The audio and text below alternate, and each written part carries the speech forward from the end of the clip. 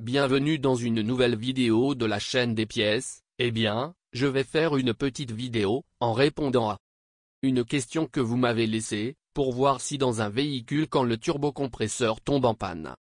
Pour voir si le voyant défaut moteur s'allume dans l'image, regardez, je vais vous donner cet exemple. Un test avec un véhicule, une Audi qui échoue le tube du compresseur, comme vous pouvez le voir c'est le voyant de panne. Moteur, il va s'éteindre maintenant, le véhicule est démarré, ce véhicule va sans turbo.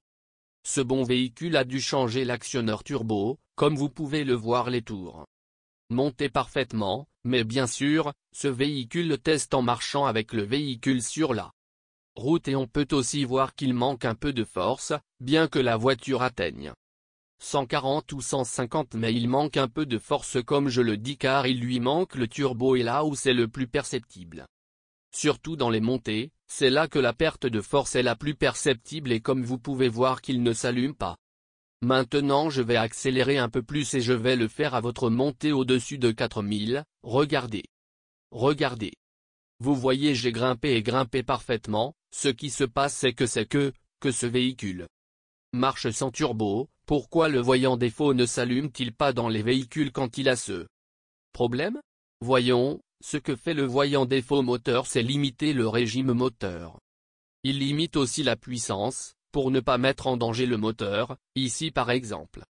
En n'ayant pas de turbo car le véhicule ne détecte pas qu'il y a un problème grave qui affecte le moteur. Car le véhicule a moins de puissance, par contre, s'il y a un problème, par exemple avec le turbo et cela pourrait créer une surpression, car parce que l'électrovanne du turbo ne fonctionne pas correctement. Et elle s'ouvre au mauvais moment et il y a plus de temps, par exemple, le turbo à tour maximum là pourrait risquer le moteur, alors, là, cet avertissement de panne moteur s'allumerait.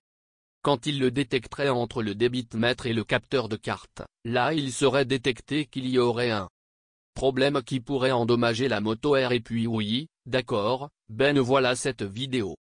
J'espère qu'elle vous a été utile et si c'est le cas, n'oubliez pas de liker et de vous abonner à la chaîne.